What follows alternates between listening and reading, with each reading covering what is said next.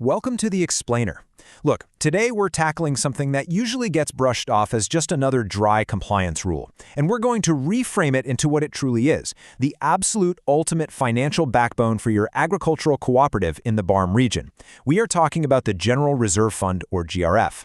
If you've been treating this as just a mandatory checkbox at the end of the year, get ready because we're about to entirely shift your perspective.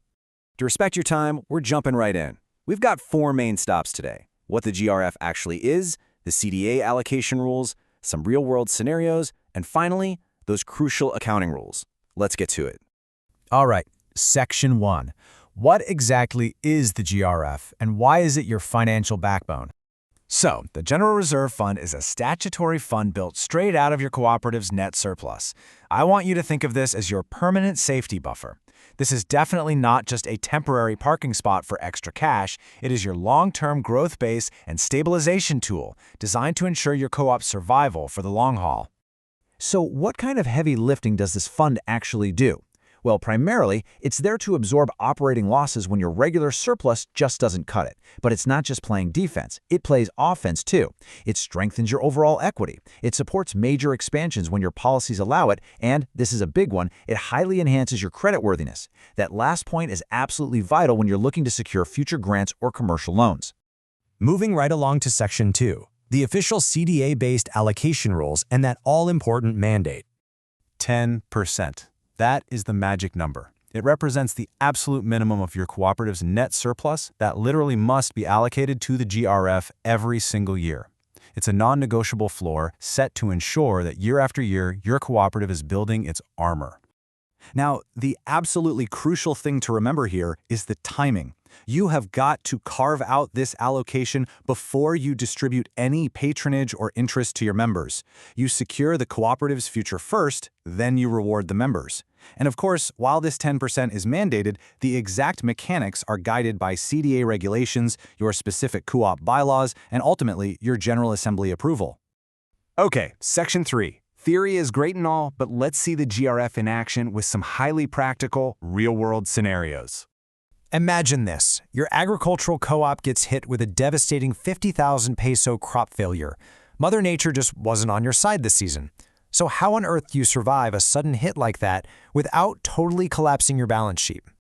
Well, this is exactly where your superhero steps in. You use the GRF to absorb that loss.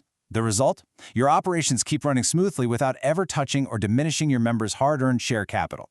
The GRF takes the punch so your members absolutely don't have to. Now let's flip it and look at a growth scenario. Let's say you've had a few stellar seasons and you desperately need a 300,000 pound small warehouse to safely store your goods. But bank interest rates? Yeah, they're high. How do you build it without drowning in debt? Here's the secret. If your bylaws permit it, and your General Assembly gives the green light, you can actually tap into your GRF to fund that expansion. It's a real game changer because you completely bypass external borrowing. You save thousands in interest, and boom, the cooperative owns the asset outright. But hey, what if you do need external funds for an even larger project? Look at it from a lender's perspective. A bank observing a co-op with weak reserves is going to see massive risk. But if you walk in with a strong GRF balance, that instantly boosts your financial credibility, which leads directly to a much higher chance of loan approval. Your disciplined saving practically proves you're a reliable borrower. Let's bring this a little closer to home for our BARM context. Extreme weather is just a reality we face. What happens if a severe, sudden flood wipes out all your stored farm inputs? Your Coop is instantly at risk of halting operations entirely. In a disaster recovery situation like that, the GRF is literally your immediate lifeline. You deploy it to recover those catastrophic losses, and as a result, the Coop continues operating without a fatal disruption. It basically buys you the time and resources to bounce back immediately rather than waiting for outside aid that might arrive way too late. All right, bringing it home with Section 4, the crucial accounting rules. How do your accountants actually record this magic? We've got to establish a super important rule right now, because a lot of Coops make a critical mistake here.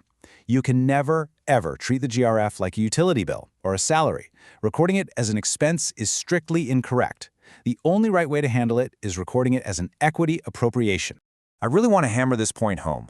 Do not record this as an expense. It is not money leaving the organization, it's money being safely tucked away inside the organization. It's an equity appropriation.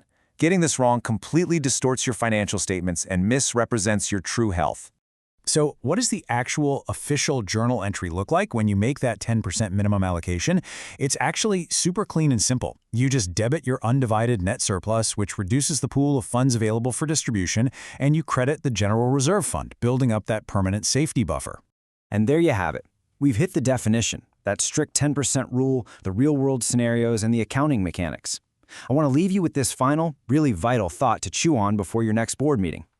Is your co-op currently treating the General Reserve Fund as just a mandatory compliance checklist item to satisfy regulators, or are you truly leveraging it as your ultimate financial backbone to ensure your survival and drive your growth? How you view and use this fund literally changes everything. Thanks for joining me for this explainer, and I hope this empowers your cooperative moving forward.